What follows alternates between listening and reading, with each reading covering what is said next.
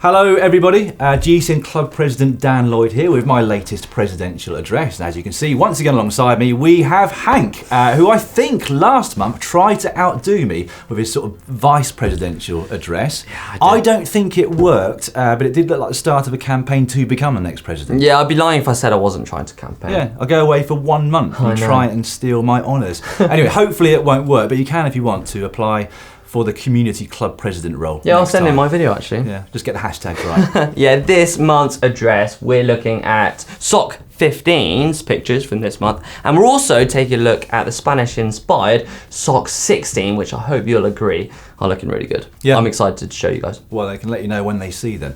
Also, we're going to be revealing the member discount for this month, and we're answering a whole host of your questions that you've been sending over on Instagram.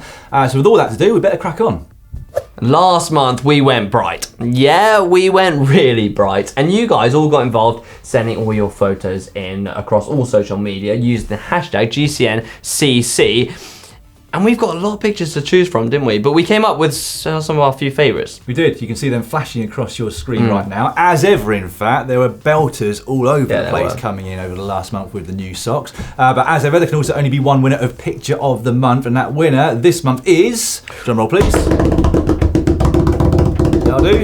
Martin Goff, who sent this photo over, which I particularly liked. Although it did ignite quite a lot of debate and controversy here at the offices of GCN, because it ignited the age-old debate in England about whether scones, or scones, which is another debate, about whether they should have cream first and then jam on top, or jam on top first and then the cream on top of that. Thankfully though, right here next to me, we have a Lord of the Manor who should be able to settle this debate once and for all. So Hank, how do you do it? Right, serious thing, Dan, this is, because it is, you know, a constant battle and a constant debate. But it's cream on the bottom and it's jam on the top, all right? Okay, well, I think that settles it. Although if you're slightly less posh than James, feel free to do it the other way around. And that's why I think Martin Goff won, because Martin Goff did it correctly. And well done to you, because you've got a GCN water bottle with next month's socks winging its way over to you. But if you guys would like to get involved in that competition, then why don't you use the hashtag GCNCC and also at GCN Club to be in with a chance. Now, over on Instagram stories, we asked you all to get a few questions over for myself and for Hank to answer here on the club video. We've picked out a few which we're about to answer now, and the first one came in from Alistair Guthrie. My favourite bike, Dan, I have to say, was probably my Canyon Air Road. Rode it for 3 years, loved it, won some big races. I didn't actually win some big races, but my teammates won some big races. Nothing to do with the bike though, was it? My favourite bike actually is the Orbea Orca that you've probably seen me riding on a reasonable amount over the last couple of years. I've had it for some time now actually, but it just fits me really well. I enjoy riding that more than some of the others in the past. Just haven't been able to get quite into the right position. But that said, well, for some reason you got your Pinarello before me, Hank, didn't you? But mine has just arrived a couple of days ago. It needs to be still set up, so I'm looking forward to riding that one as well. The next question came in from Roy William. What's the hardest race you've ever done, Dan? I've got two, go on. If you'll bear with me. Yeah, go on. So one was a stage of the Giro d'Italia. I haven't actually looked up which stage it was, but it was in 2009, and it was about 240 k's in the mountains. And it was pretty horrific by all accounts. Carlos, my teammate, won it, which was something to cheer about at the end. But he took 6 hours and 50 minutes, I think, to win it. And I was probably about 40 minutes down him. So it was a 7.5-hour day. Then we had to ride back down to the team bus. And then we had a 4-hour transfer to the next hotel. It will always stick in my memory as a particularly hard day overall, really, not just in the saddle. But years before that, when I was 15, I think, and I was in the youth category as a mountain bike rider, I did a Southern Area Mountain Bike Series race at Stanmere Park in Brighton. And I was doing better than I'd ever done. I was lying like top 6 or top 5, I think, even. Yeah. But it must have been a junior race because it was 3 laps. And on the last lap, it had been raining for the previous hour or so, and the course had got so tacky and muddy that you could barely ride any of it. Oh, it's just like riding through pudding. It was one long climb for most of the course and a long descent back down to the finish. And on this climb, I completely bonked and ran out of energy, and I went from sort of riding to running, then to walking, and then I just couldn't walk anymore, and I collapsed at the side of the path with probably about 500 metres to go to the top of the climb, begging the Masters riders that were overtaking me to give me a gel or something that they had left over. And in the end, they'd send the ambulance up with people with biscuits biscuits for me and bring me back down in the ambulance. I was that far gone. I don't think anyone's been. Well, a lot of us have bonked, but probably not to that extent. Well, you don't after that age, do you? Like it happens when it happens at that age. It's like the lights just go out. When you get a bit old and you've been doing it a bit longer, you can feel that you've bonked. You haven't got much energy left, but you can still sort of keep going to a degree. Do you know what, Dan? There's no point the fans buying your autobiography now. Autobiography? Yeah, because you've just told us your whole story. All my brilliant stories in the last 2 minutes. Right, what's your hardest race? I wouldn't say it's a race, but it was replicating the stage of 1903. I wouldn't say that's a race, but that was definitely the hardest thing I've ever done. Although you did come back and say you'd beaten Mark Beaumont, so yeah, you I were did. looking at it as a race. Yeah, I'm not surprised 100%. you said that. Yeah. Look, I mean, but just thinking of that is my worst nightmare, let alone actually doing it on a bike like that. 100-year-old bike and 305 miles. Yeah, no, fair play, mate. That was absolutely astonishing that you managed to do that. Right, what's the next question? The next question is, if you could only choose one, disc brakes or rim brakes, what would you go for and why? That came from John Williams. I would go for disc brakes. I mean, I was quite hard to convince about disc brakes when they first came onto road bikes because, like a lot of pros, I was there thinking, well, I can lock my brakes up. Why would I need any more power than I've already got? But, as you would have found out as well since, it's just the fact that you've got complete control over that power. So you don't lock up if you don't want to. Because when you're racing in a bunch on carbon rims, as you know, when it's wet, often you just pull your brakes on full and it's about a second and a half before anything happens. It's the most petrifying thing you can ever go through when you're in a bunch and there's a crash just in front of you. Whereas with disc brakes, they work immediately and you've got a degree of control. So you can actually make more of the traction that you've got from your tyres. Yeah.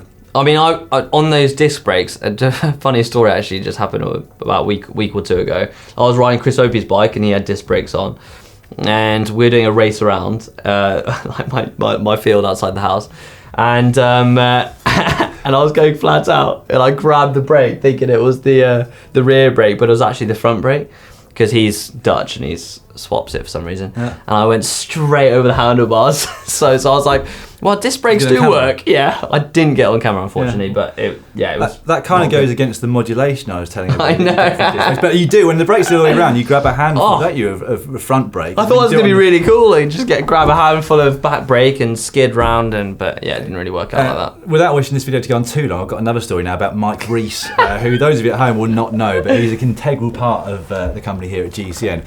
Years ago, I think it was when we got to like 100,000 subscribers or something, we did a video at the Col de la Madone, and to celebrate that, we hired 4 e-bikes, which he had to go to Nice to get to bring back to the Col de la Madone, and as he got back, it was about lunchtime. So he and Tom Grundy, one of the creators and filmmakers here, got the bikes out of the van and took them to a restaurant where they asked the restaurateur to keep an eye on 2 whilst they got the other 2. Yeah.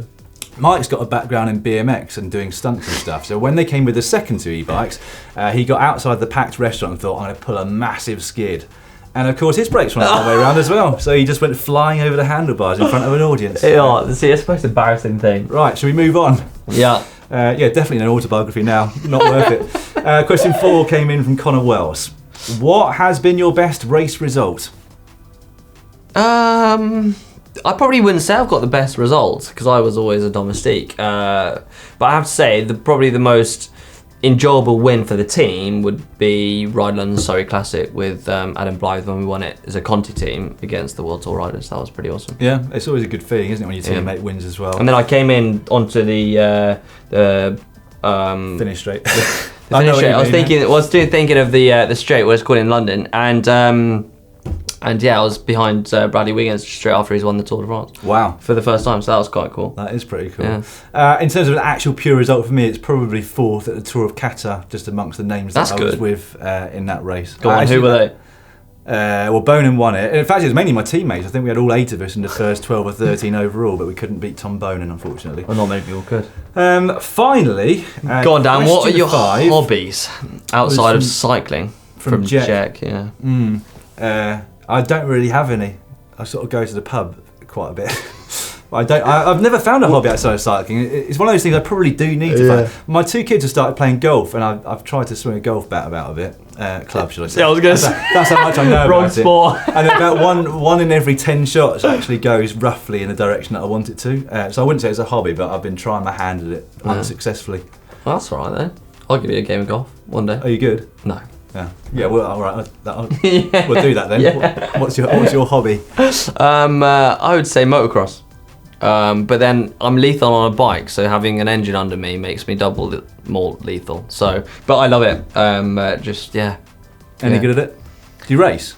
I did when I was younger, but now I don't. Now I just do it for a bit of fun. I'm getting Opie involved, but he's absolutely a nightmare.